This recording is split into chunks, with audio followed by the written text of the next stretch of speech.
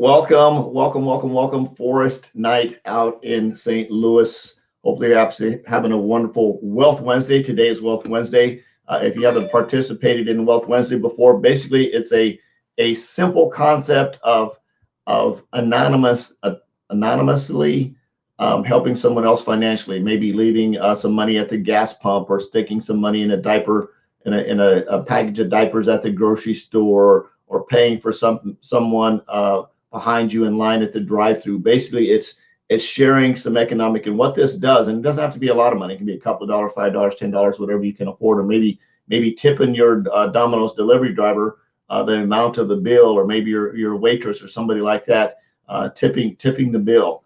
And what happens is that helps you change your vibrational money mindset when it comes to the ways you think about money. So anyway, it's Wealth Wednesday. I'm going to get into this really, really quickly here. 4 things that you must do to grow your customer base. And this is something you have to do every single day on a daily basis that's going to help you enroll customers. Right now, I'm just like 6 customers away from hitting my 2,100 customer base. I've been with my current company 19 months. I've got this system put in place. It works. It works. It works. It works. It works. Excited to start even adding more customers with our new 2 product launches that we just had, and the 2 standalone verticals that we have. So I'm working on putting a plan together to go after those. And I'm going to show you exactly how I do it. I'm going to talk about this, and you can do this with any product, any service, no matter what you're doing.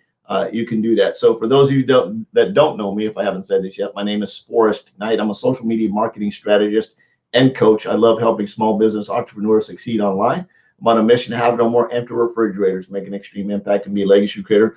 And if you're looking for a social media coach, reach out to me. Let me know, and I'll show you how you can actually hire me to help you blow up your business like I've blown mine up. So absolute blessing for that. So jump in. First thing that you have to do is you've got to find people. You need to know where the people are that you're hunting for. Just like, when I was growing up, my Uncle Joe, he taught, and his name was Joe, and he's actually my uncle, took me hunting for my very first time.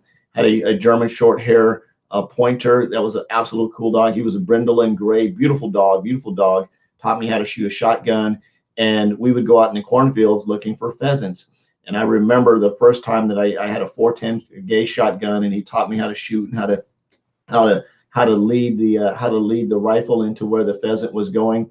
And my first pheasant that I pulled got this huge pheasant feather that I carried around. I had my big cowboy. Yeah, I have cowboy boots. I'm a cowboy at heart, and I would put good old country boy over here, if you want to say that way. But I put the pheasant hat in my cowboy hat and wore that hat forever. And then I took some of the feathers and had him made this huge badge up front, and had this pheasant on the front. Straight up country going there. So I knew where to hunt, and my Uncle Joe taught me how to do that. He showed me the importance of sending the pointer out, and when the pointer, to tell him to flush, and the bird would fly up, and you could tell exactly where the bird was based on whether you could listen to the dog running through the corn, and you'd listen to where he stopped, and it'd give you a general idea where the bird was at, and you'd flush him out. And the pheasants always flew at an angle, so they would fly up and try to zigzag on you. So you had to wait for the zig right before you shot, because if you shot over here, they would zag and you'd miss them. So you had to wait. So they would fly and they would zig. And when they would do the zig, then you boom, and you'd lead them and you'd shoot them, and they'd fall out of the sky. And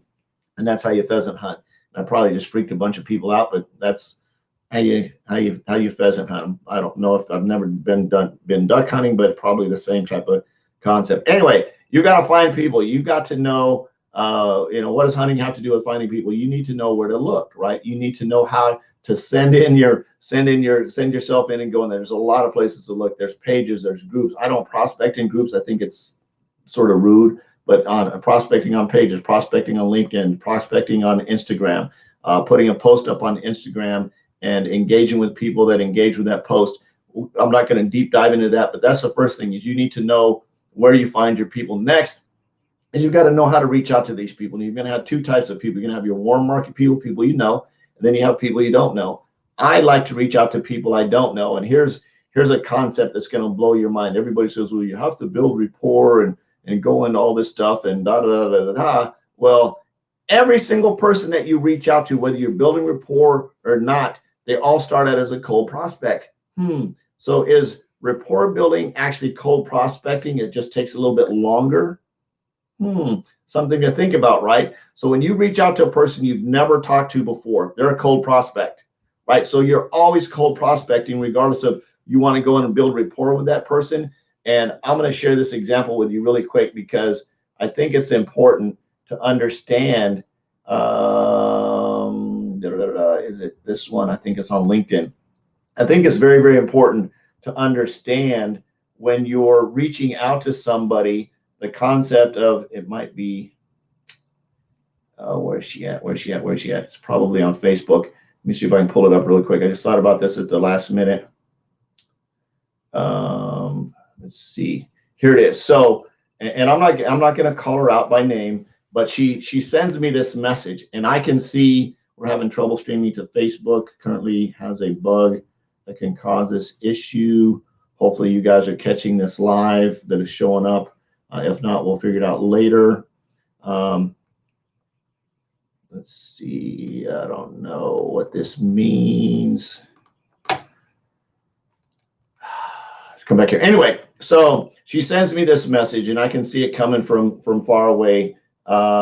She says, when you have a chance, I'd like to know more about your business and how you typically coach. And, of course, I didn't intentionally blow her off, but it took me a little bit for a couple of days to reply back to her. I said, apologies, delay for replies. I've been a bit busy.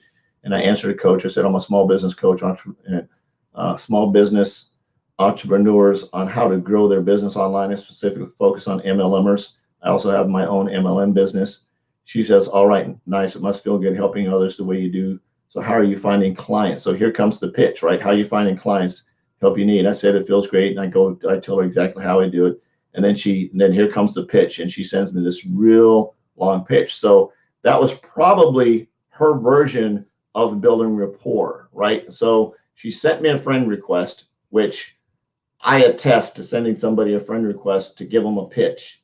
I get over it because I'm a marketer, but it's not something that you need to do. You don't need to send someone a friend request to ask them if they're open to look into your product or service. Imagine how weird it would be if the Roto-Rooter guy who has a sign on the side of his truck would have to go through the phone book and build rapport with everybody before you ask them if you need your gutters cleaned out, right? Or if you need your sewer cleaned out.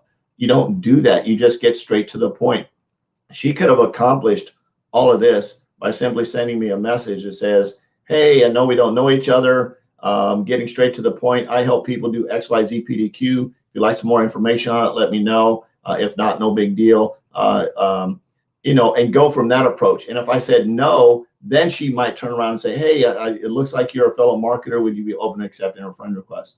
So in those 4 simple step things. So one is you find people. Second thing is, and I got off on that little tangent, maybe I'll talk about warm prospecting and cold prospecting more, but either way, you're still reaching out to people with a message. So you're going to send them a message. That's step number 2. The next thing you're going to do is when they say yes, you're going to send them your presentation. You send them a tool. You don't become the tool. You send them a tool.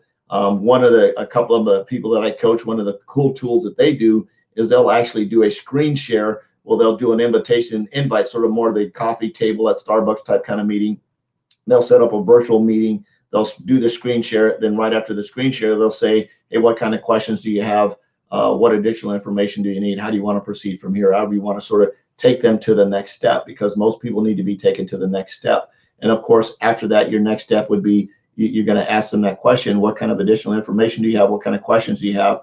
Whatever they say, blah, blah, blah, blah, blah, blah, doesn't really matter. Okay, what we need to do next. Your next step is what we need to do next is you need to put them in front of more information. So that's your next step. So step 1, go find the people. Step 2, send them a script, invite them, warm market, cold market, however you do that. It's totally up to you.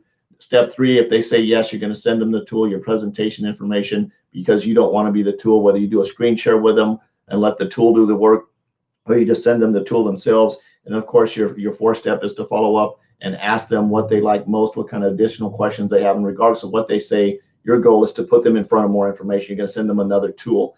So I hope you got some value. If you did, share your number 1 takeaway below. I'm not sure if this made it to Facebook or not because my StreamYard software seems a little bit glitchy. However, I still love you. Jesus still loves you. There's absolutely nothing to do about it. I'm on a mission to have no more empty refrigerators, make an extreme impact, and be a legacy creator. I hope you are too. We'll see you tomorrow. Bye-bye.